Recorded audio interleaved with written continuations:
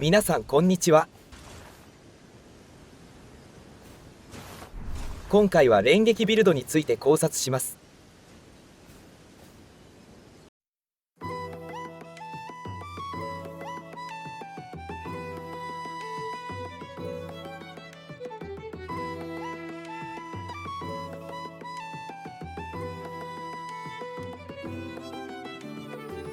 連続攻撃と並行してバフをかけることができます。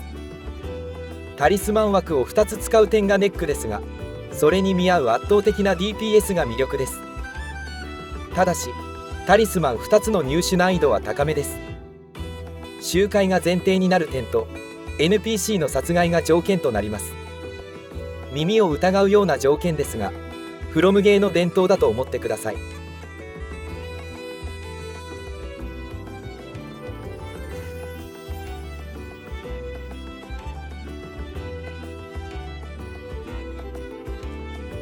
高性能にまとまった非常に優秀な武器です。戦範囲による拡張性の高さもストロングポイントです。ダッシュ攻撃は外れモーションだと思っていたのですが、ステップ狩りに有効であることが分かりました。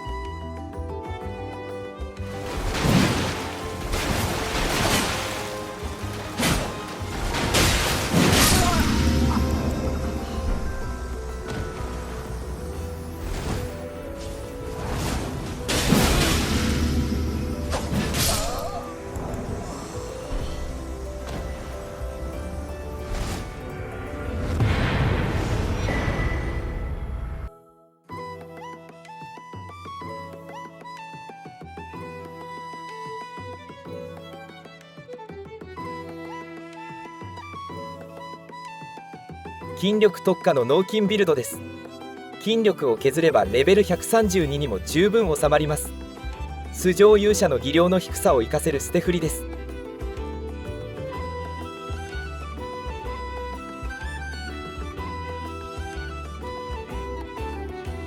地域外マッチングをされる方におすすめのビルドです。ショーテルやバイクの戦槍を併用することができます。ミリセントの義手で高まった技量を余すことなく活かせる捨て振りです。また金技を入れ替えて技量型として運用しても強力です。耐久力は脳筋型に劣りますが、技量ユニーク武器を併用したい場合におすすめです。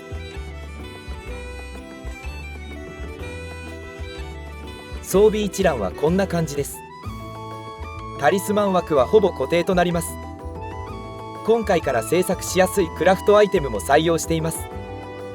氷結壺は製作しやすく効果も高いのでおすすめです。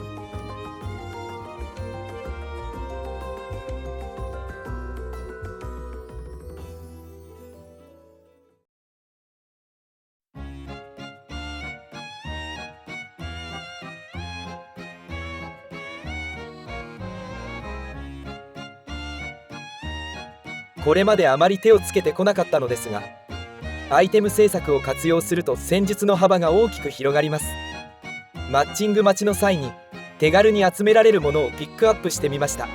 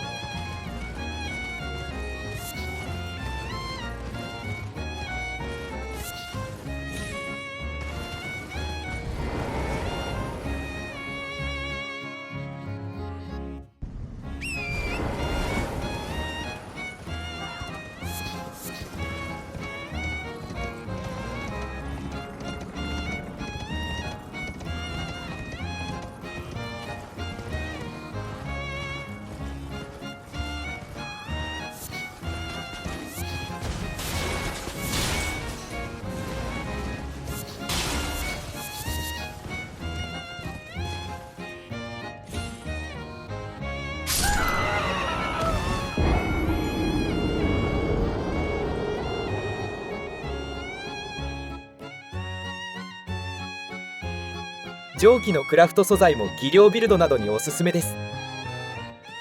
他にもたくさんあると思いますので、コメントでお教えいただけると嬉しいです。今回のワンポイントプレゼンは以上です。